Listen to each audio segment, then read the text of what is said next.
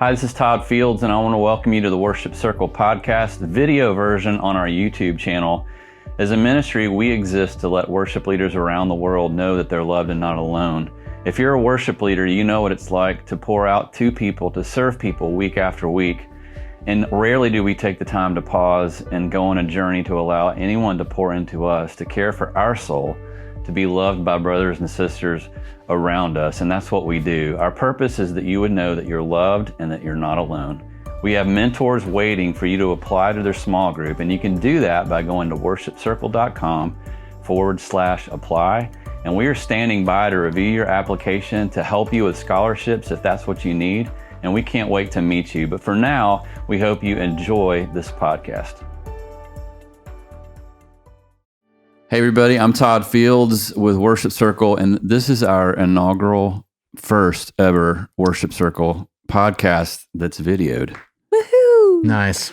Yeah. I feel so honored. Yeah. That's what I was going to say. It's crazy, but if you're listening in your car or whatever, you're hearing us audio. But if you want to see what's going down right now in Nathan and Christy Nockels' home studio, you can go to our YouTube channel and watch that. Vice versa, if you start on the YouTube channel and you want to get in your car and finish up, you can do that. So welcome, guys. We're glad you're with us. Thank you. Thanks. We did a podcast with both of you 3 years ago here at your kitchen table. Mm-hmm. And y'all, these guys live in the most, it's country out here. I mean, yesterday we went to lunch, and is it the police car from Barney Fife? Barney Fife. Police Right. car, Is in downtown, in this small town out in the country here in Tennessee, and had a sandwich at a gas station. Yeah. I mean, come on. I think we all need more of that in our life. Amen. It's pretty great. But I just wanted to welcome you guys and thank you. Like, for those of you who don't know, with Worship Circle, Christy was our first companion coach to me. And I think she and Nathan together, but she said yes to this idea of coaching women worship leaders online, which at the time was it was 6 years ago before anyone knew what Zoom was. Right. And you said, Todd, I guess this will work. So jumped in. So thank you, first of all, for doing that, because Worship Circle wouldn't exist had you not said, I'll try this.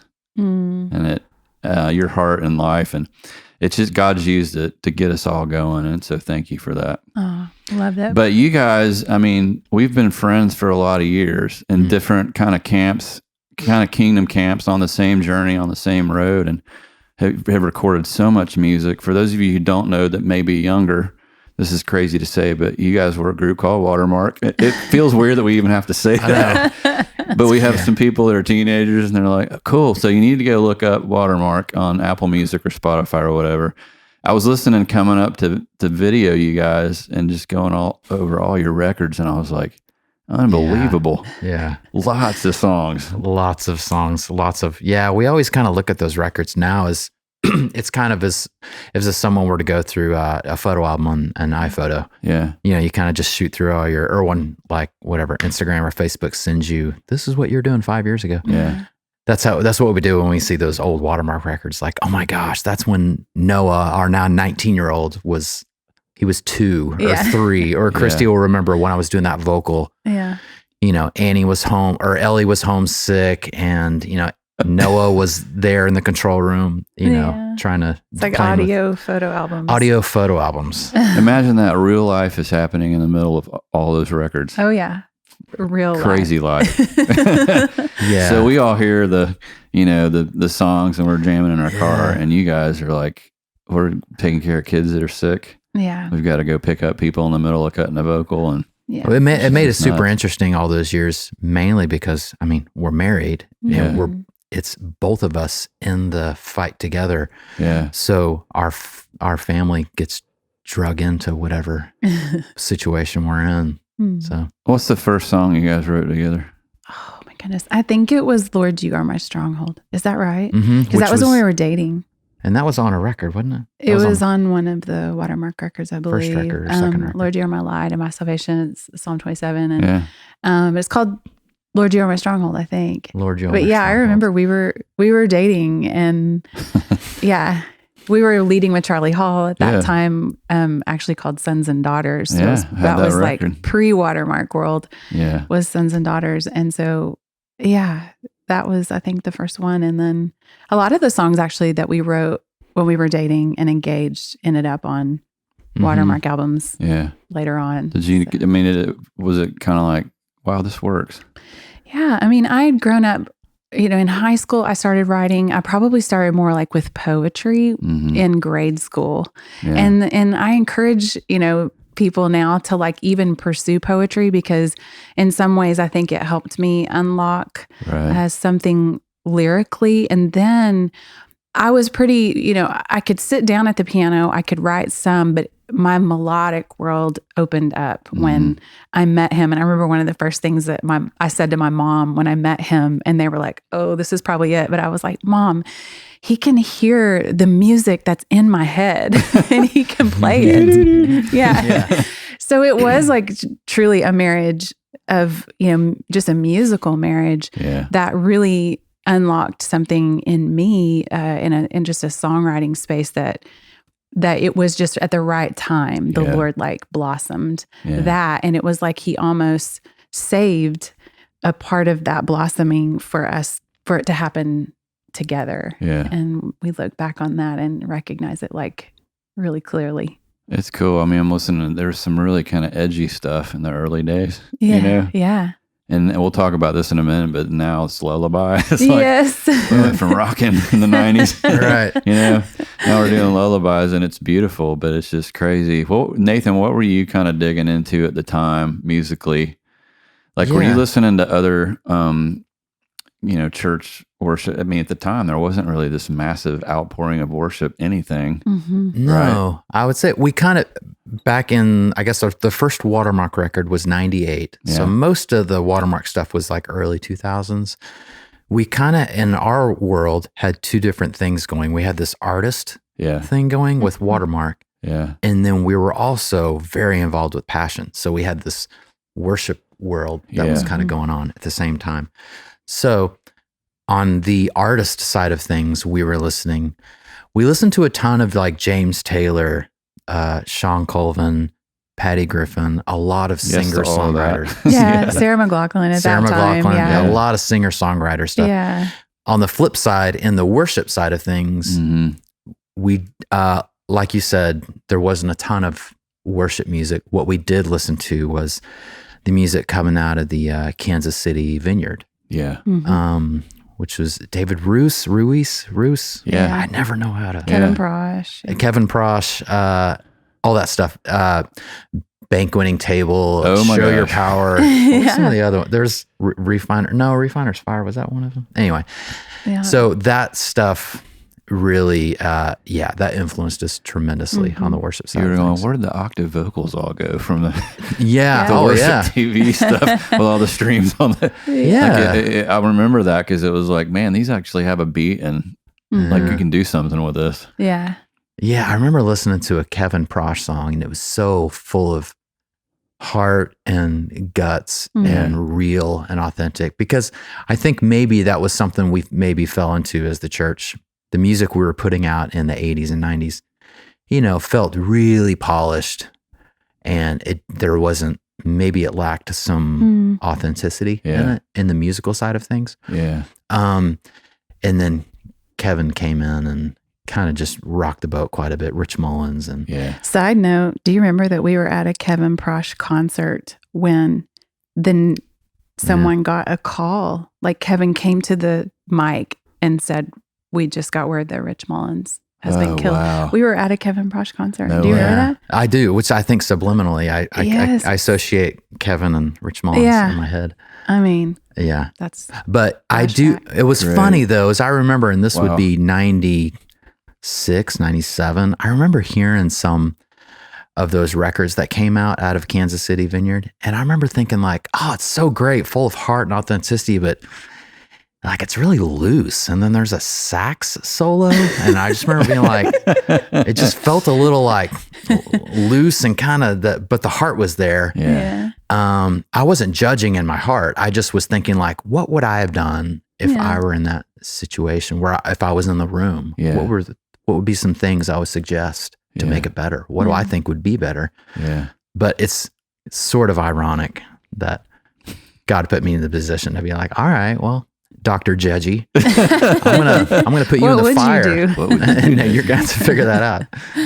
Well, we're gonna jump in a minute to something else, but while you have the mic, one of the things I've always loved about your production, Nathan, just the way you approach things. Like we were writing yesterday, and it's I don't know. I was gonna ask you this question, but when you're listening to songs that people are sending in, or that you're trying to produce something, I feel like you're always trying to look at it from a lot of different angles, and we all kind of, I think, as writers, and even those listening that try their hand at songwriting, it's almost like we have this one way that we think the thing can be done chordally or whatever, and we gravitate toward it because it's all we know. Mm-hmm. But one of the things I appreciate greatly about your production is it's almost like you back away from the idea and you just walk around it for a while, and you know, you're like, there's different ways we could approach this.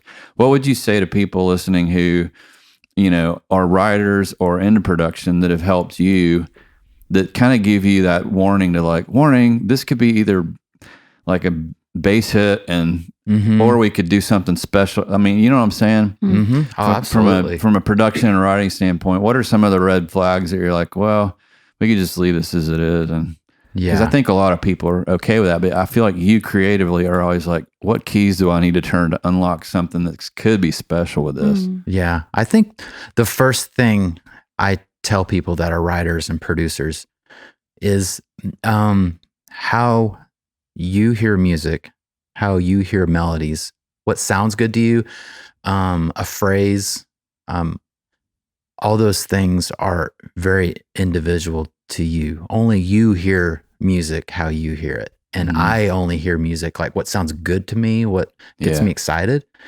is unique to me. So for me to sit here and to try to figure out what would Jason Ingram do? Yeah. What would Ed Cash do? It's like, well, then Ed Cash or Jason Ingram I hear it how I hear it. Yeah. So I need to like run in that lane as hard and as fast as I can. That being said, I have to have the utmost confidence in that God has given me the ears I have. And I'm going to stand in that. Now, once you have that confidence, then I feel like the most confident people are the ones that are the most willing to say, yeah, that's how I hear it. I'm totally cool with putting that here though. And let's try that on, and let's try that on. And maybe it's that. What's behind that door? What's behind that door? Yeah. A wall, a hurdle that a lot of writers, producers run into, musicians, is just preciousness. You know, like, no, God gave it to me like this. You know. So let's like, let's try to, if it's melodically speaking, it's, what is the, what's the shape of the melody? Yeah. What is the shape? Okay. Why are you singing it that way? Well, I want to convey, a certain, a sense of urgency. Like, guys, we gotta get together. We gotta gather together. It's like, okay, cool. Yeah. So that helps me. Yeah. So that's more of that thing you're talking about, like looking at what are we doing here? Yeah. So is it a sense of urgency? So you're pounding on one note down here. You know, if you're saying urgent, then the shape of the melody needs to be here. Maybe you need to be hitting something or whatever. So being willing to not be so precious and to take your idea. And the cool thing is, and I think I said this yesterday, if you're co-writing, you come in with your verse and chorus for everybody to look at. Well, the cool thing is that you can take your lyrical or melodic idea and just take it, put it to the side. Everybody come in, rework an entirely new thing. Yeah. And you could leave the room and be like, you know what? I think I like my original thing. I feel like it's you know, I feel like it fits better. But it takes confidence to be able to say, what do you think? And that's a trap. Not to talk too much. That's a trap that I've fallen into over the years, is I wouldn't say the words, what do you think? Like, how does that hit you? Yeah. Because you're basically opening yourself up for someone to say, yeah, I don't love it. And that's a scary place to be. Yeah. Christy, has there been times where you felt like really strong about something and you guys are just You're like, no, it needs. Oh yeah.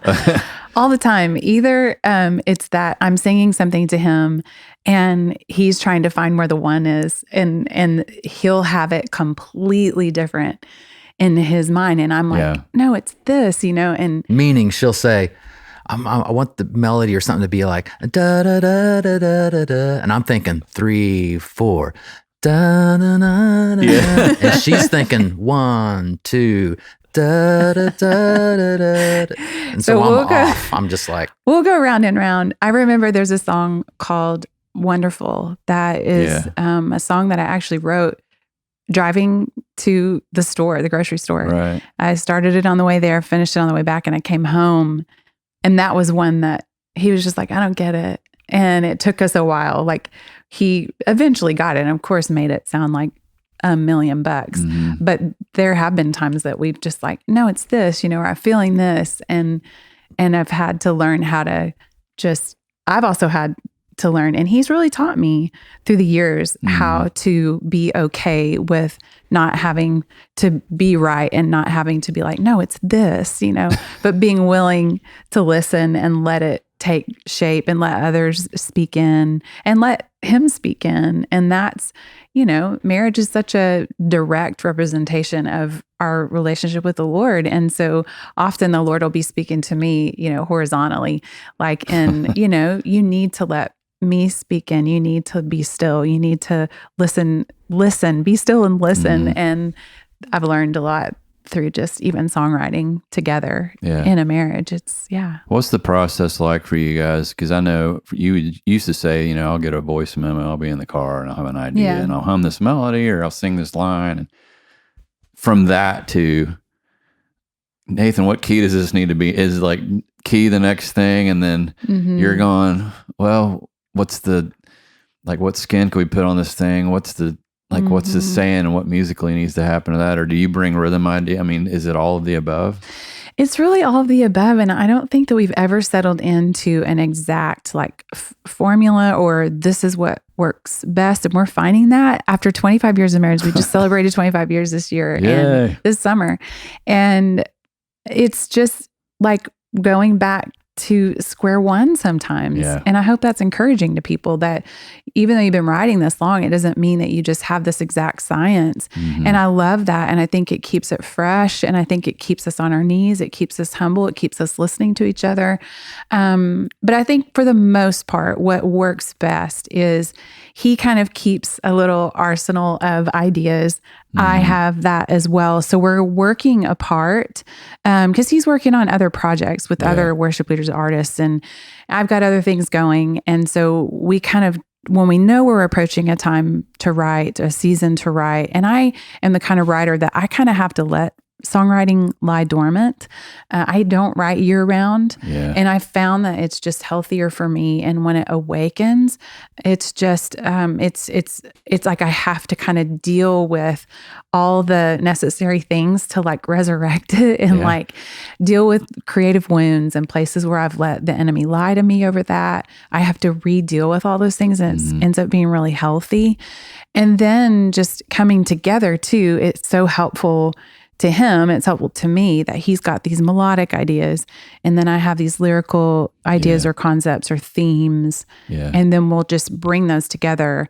But then, sometimes he'll just start playing something he's never played before, and I'll start singing something I don't have. Yeah. And the Lord will just work from that as well. So I love that it's all of the above. It keeps it fresh. You never know what is going to happen. And that's pretty exciting, The takeaway in that, I think I've learned, is songwriting it's a bit like learning the language.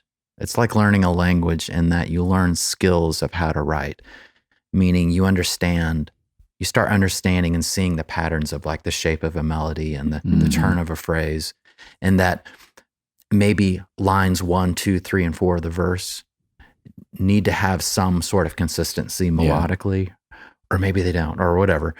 But you start understanding maybe what kind of works. It's sort of like if you're going to go live in France for 5 years and you really want to just get inside the culture of that.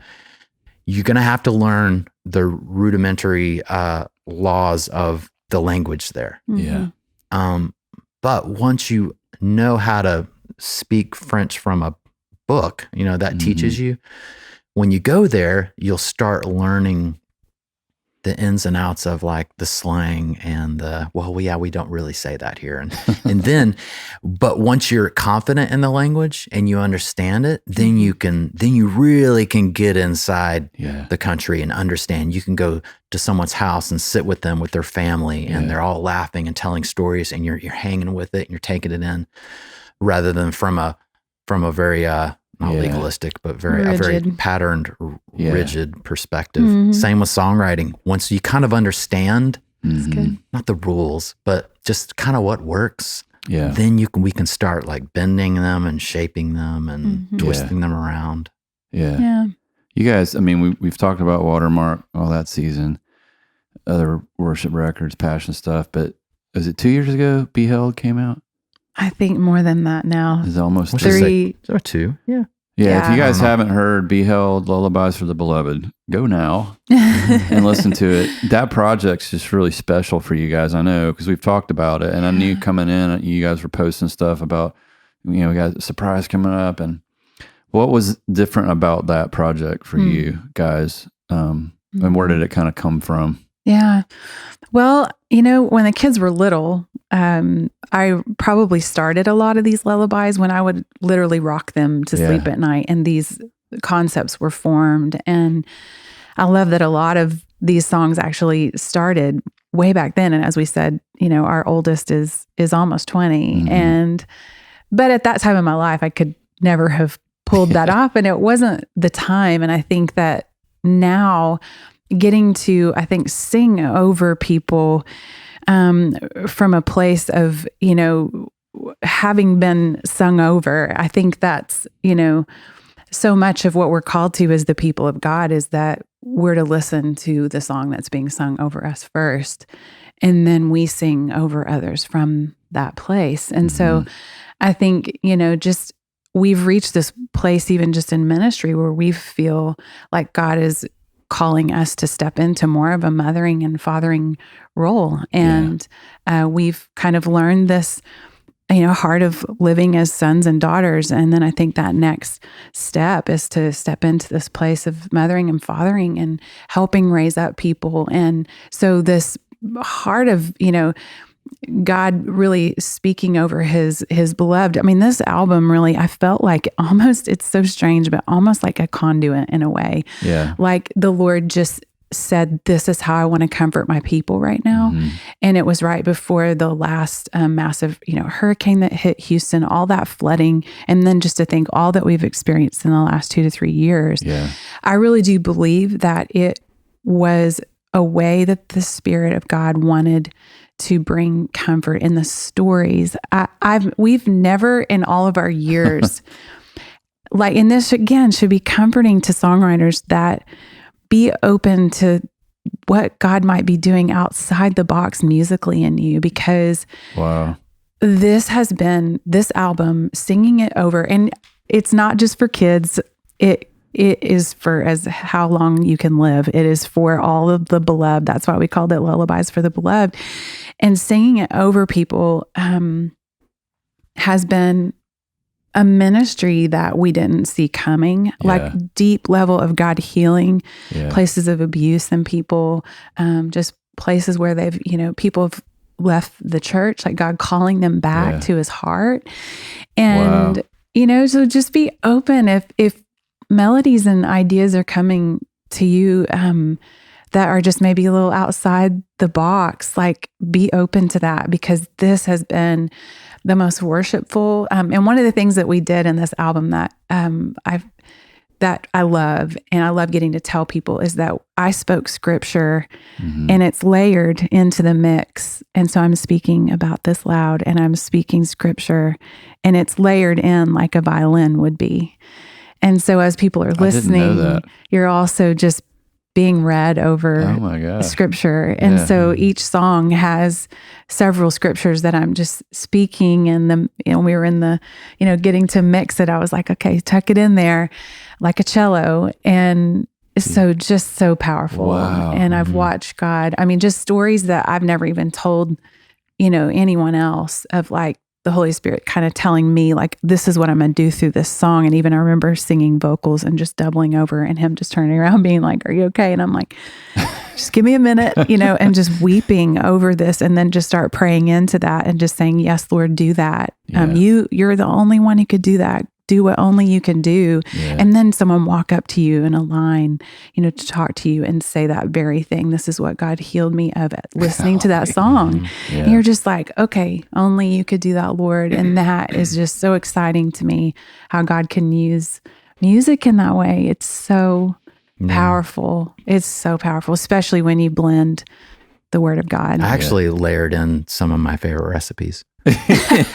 So there's a French onion dip. If you can catch it, it's in the no. For those of you who don't, Todd's about to cry, and you just brought up French Christy onion was like dip. taking me to this place, and for those of you that don't know, most of you don't know, we all went with some other friends, my wife Carrie and I, and these guys. We're turning a corner here, but we went to Israel, to the Holy Land, this past spring before this apocalyptic thing we're going through right now hit. Exactly. And we had the best time together. There were, ups and downs on the trip, as there is with every trip, physically and with everything. But Nate, you just have the gift of landing the right. What just happened? Landing the right phrase at the right time, and just honestly keeping us all right, not taking anything too seriously. It's like easy, guys, easy. He's the levity guy. It's unbelievable.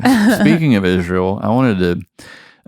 That was a special trip, I think, for everybody that was on that team. But for you guys, I know you had never been.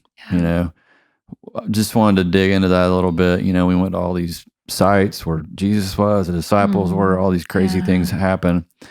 Any surprises, the things you didn't expect that hit you there? And then, just talk about that a little bit, because it was a special trip. It was. I really think that this was a generational trip for us. And I think all of us said that many times on the trip that we're, together, that this was about, I think, coming back and relaying to our children in a lot of ways of it's real, this is real. And just getting to understand and just get a grip on the lay of the land there. And I think this is the one thing I came back with, is how small it is. Yeah. I think just that first morning we were staying on the Sea of Galilee, and he kind of went on ahead knowing probably that I was just going to want to have this moment, by myself. And just, we went out that morning, a bunch of us were out there at sunrise and just walking out there, and I started ugly crying. I mean, that kind where you're little stuttered breaths. And I think it was because it was so small, and it was these were his stomping grounds. Yeah. And I think we all, especially being that kid, crisscross applesauce in front of the felt board in Sunday school my whole life. It's always the cinematic thing. Yeah. And I think being there, I realized this was a small corner of the world. Isn't it 27 miles? They say that his ministry was just in a little corner of the world in only 3 years. And he changed the world, you know? And you think about the disciples, the apostles, just, we're here because they spread that good news from that corner of the world. And I think often, we can look at the Bible and we can see God's commandments and his way for us. And I think we put it in our American sized everything, when he's just love God with all your heart and love your neighbor as yourself. Yeah. And it made me be able to go I can do that. This is my size, and small is familiar to Jesus. Yeah. And I think I've just encouraged more than ever, the power of small. Yeah. And that he gets it. And that's really embracing our small in the supernatural power of God will change the world. Yeah. He did it. He did that, and he called us to do that, you know? So it flipped, it changed everything for me in that way. That's so good. We'll come back to that. Nathan.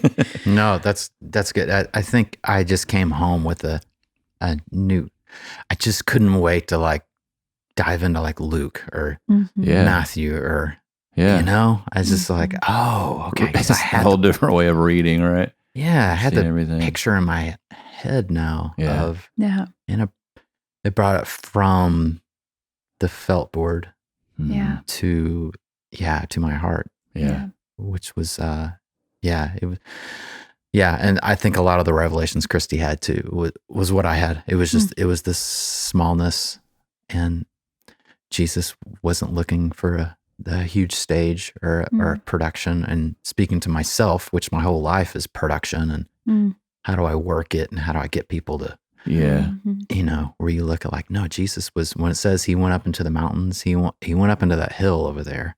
Yeah. You know, whereas, and that was the biggest thing when it says in the Bible, it says he hid in the mountains or he went to the mountains. We think Rocky Mountains, the Ozarks, you know. No, it's like, it's a hill. It's basically a really big hill. Yeah. You know, that's all it is, you know, which is, and when you're standing on the Mount of Olives, you know, it's like, oh, there's that. And anyway, it was a gift. It's amazing. It was. I was blown away by that Magdala.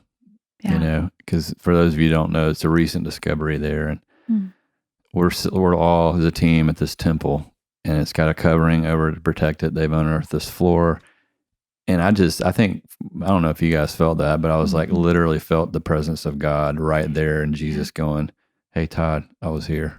Yeah, and it was personal, you know. Yeah, but Christy, back to what you were saying, both of you guys were saying, and I think this is huge for everybody watching and listening.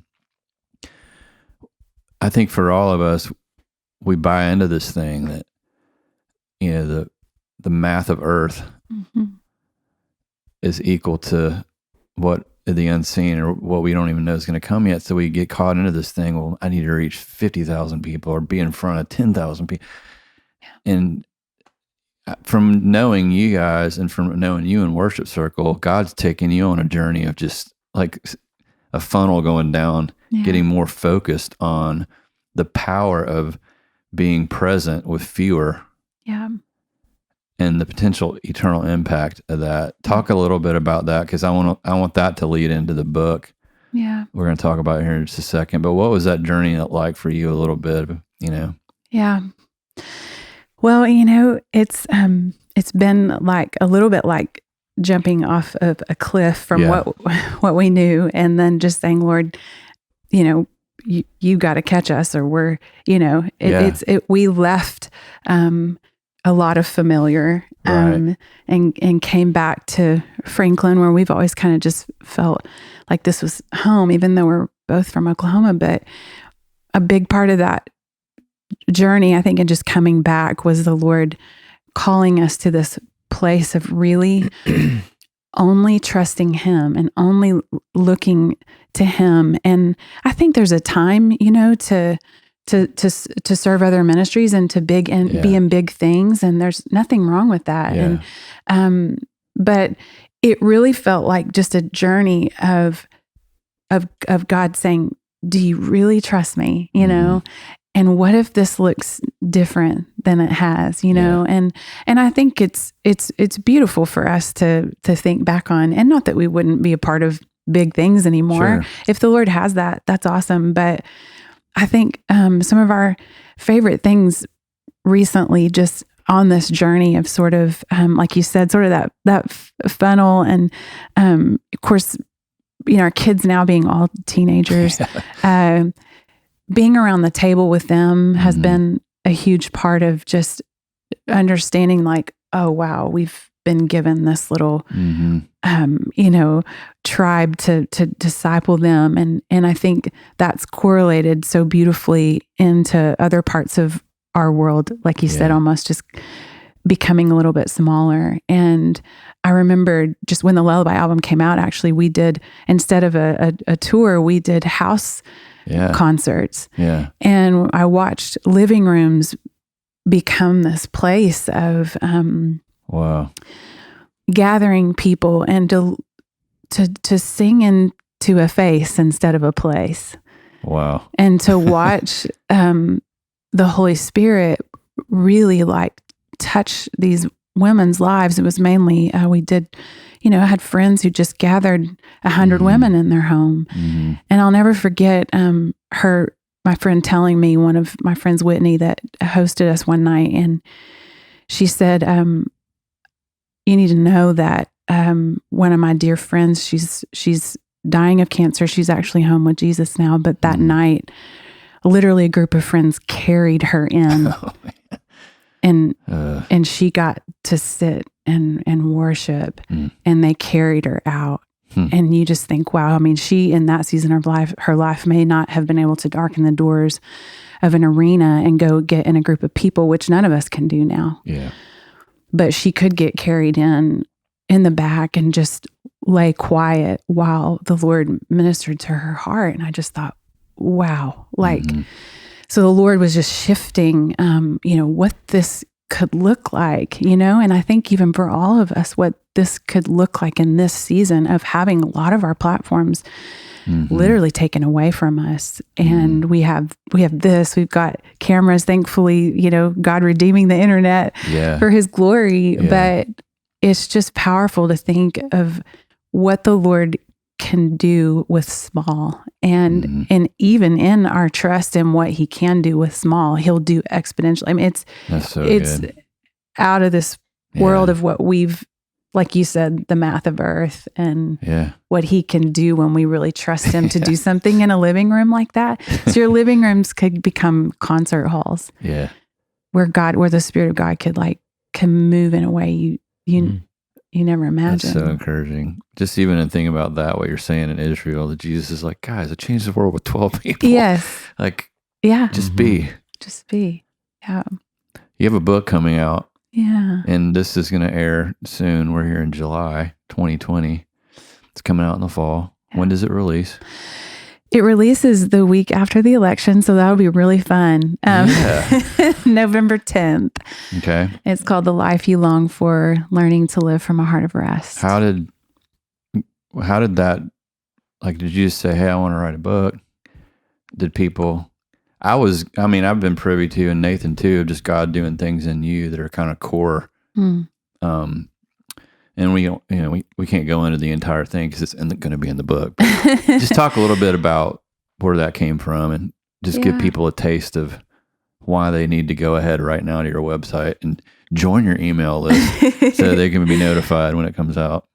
Well, this has really been probably 15 years coming. And I think, long story short, I have a literary agent, Curtis, and his wife, Karen, really honestly, approached me about 5 years ago and stuck with me on it, because I said no for literally 5 years. And it got to the point where he was like, Christy, was like, I think actually you need to do this. He was like, I think maybe you're reaching that point of being disobedient with this. And he's like, I feel, so it was neat to have his, he's been major cheerleader. And so, just over the last year, I really just been able to sit and write and recall really a lot of my story 15 years ago of the Lord taking me away from the platform. It was when the kids were little, and I kind of hit a wall of exhaustion. Yeah. And God used motherhood. He'll use anything, but for me, it was early motherhood and just that thing of I can't do it all. Yeah. And so I hit this wall, and that was really his loving invitation, me being exhausted, me being burnt out. Who knew that could be a readied heart for the Lord to come in and show me my true identity, because I was so, I thought that I needed to be doing all these things for God and serving him, but I was completely missing his treasure for me, which is to come and understand what it looks like to live as his child. Yeah. And the overflow that comes from living from our belovedness is what he's called us to. And as we've been saying, it's by his Spirit. It's not by might or power, but it's by his Spirit. And so it's really learning to live from, it's not about, we should be taking sabbaticals and resting, but this is a soul rest that comes from trusting God with actually what he's put in us, trusting God with the songs, trusting God with our ministry, with our platform. But he had to take me away from mine for a good 4 years to learn how to be seen in the secret, to learn how to be loved when I wasn't being productive and no one could see what I was doing. And it was a gift. And what he did in those even just few years reoriented my life so I could start living from that rest. Now there are moments mornings I wake up and I sprint to the outer ring of my life.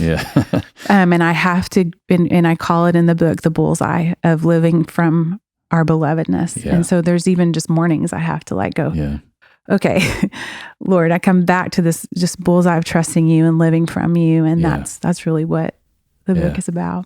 Did Nathan make it in the book?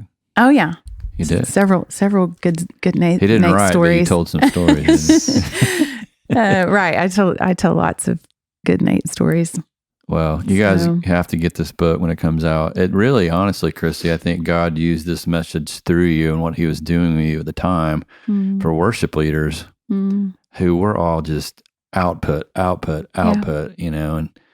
and the gas tank's empty and we don't even know it. We're like shells of people. Totally. What's the set, And so for any of you guys or ladies watching, you got to get this book because it's really the heart of what we're called to. It's just small and it's powerful and it's Jesus and it's rest. And so thank you for that.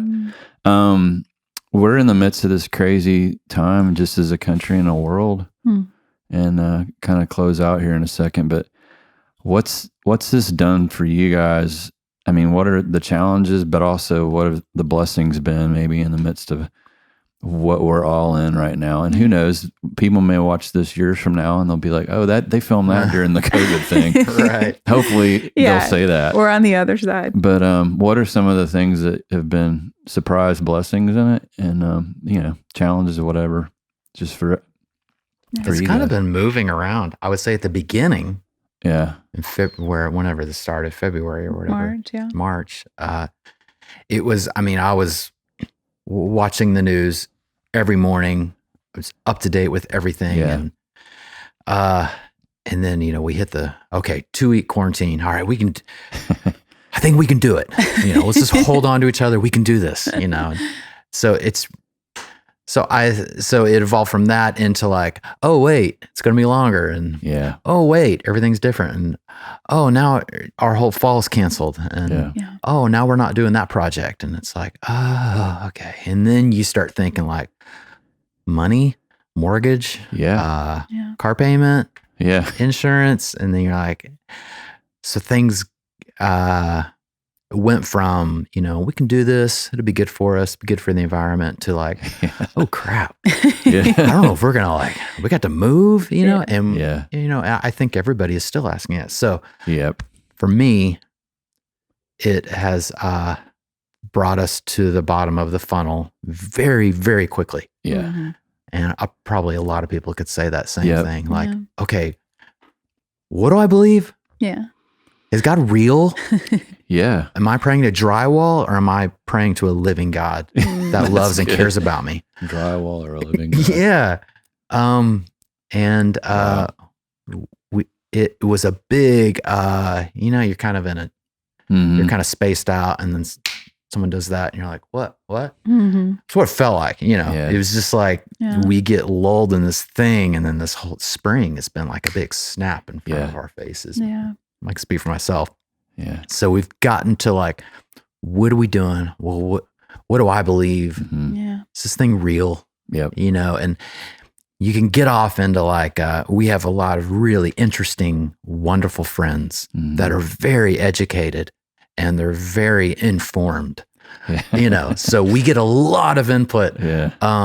So it's also been a lesson of, where do you put all that input? you know, and and you were talking to us about John Eldridge's perspective, and that maybe God has not made us for so much input and to deal with all of this.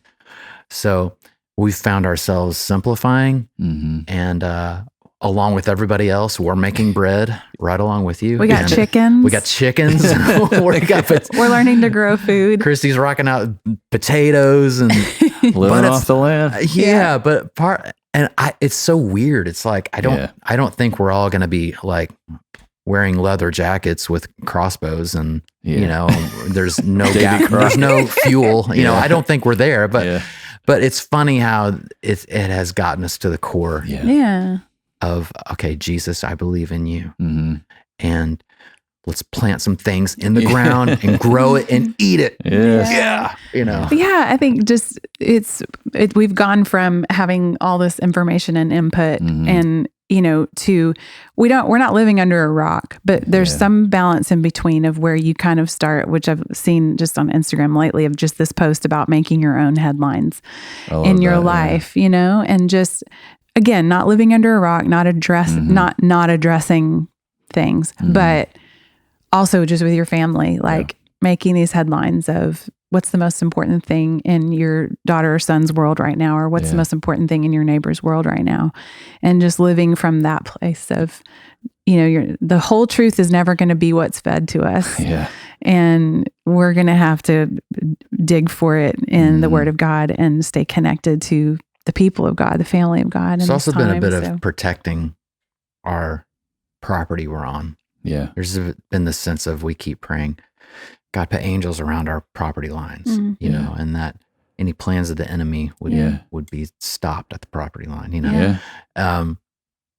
The input from the TV into our house, just with the kids, you know, it's just, they're not saying anything negative, but it's just, but it can weigh down on the kids. And especially, we don't have littles in the house anymore. But the 7 or 8 year olds, I can imagine if I had 7 or 8 year olds in the house, the TV would be on the news incredibly minimally, if at all. Probably watch it in my room and that's it. Just that there's a certain heaviness that can get in. Even though kids can't say, hey, I'm really stressed out, Dad, and you know, deal with this, you know. They do. They feel it. They feel pressure. They feel, I don't know what's going on. Am I safe? Are we falling apart? And you seem stressed. So, but just asking God to protect emotionally, psychologically, spiritually over our house. That's really good. Let's end with this worship circle. You've been a coach. You're in our family. You've been to the rest retreat, Nathan. Playing keys, and just part of that, we have a hymns record that you produced that killed y'all both on that. But what would you just say to any leaders that are watching this going, what's worship circle? And why should I apply kind of thing? Well, I think my favorite thing that happens through worship circle, and I've gotten to coach lots of women in different groups. And what I love is the community that they find with each other. I think they might be kind of, you know, at first you might go, oh, I want to learn from Kim Walker-Smith, or I want to learn from Tasha Cobbs, which who wouldn't? But I think even inside of that, you do get a lot of amazing coaching and just spiritual direction, learning more about what it is God's called you to as a leader. But I also love that there have been friendships that are like forever friendships that are still going. And so I think often the biggest surprise is what God does in the actual community, because the whole point is you're loved and you're not alone. And so it's these leaders feeling a little bit isolated a lot of times, of just like, I'm over in a corner of the world, nobody gets what I'm going through.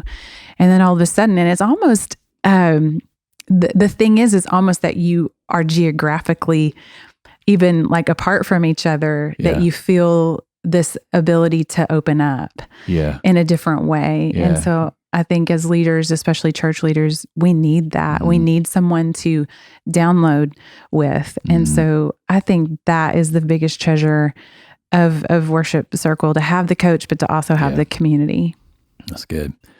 Well, I don't know if you know this, but you were the first coach there's been over 600 leaders mentored from 15 countries. That's amazing. So I end with that because Jesus started with a few. Yeah. And he honed in and gave it his all with a few. And we're all recipients of that now. And the numbers are staggering. And I know they will be in eternity. But thank you, Christy. And thank you, Nathan, for your life, for your yes to God, and just for friendship. And we'll all continue as brothers and sisters praying for you guys for the days ahead and what God's gonna do with your ministry. So thanks for being on today. Thank you. Thank you.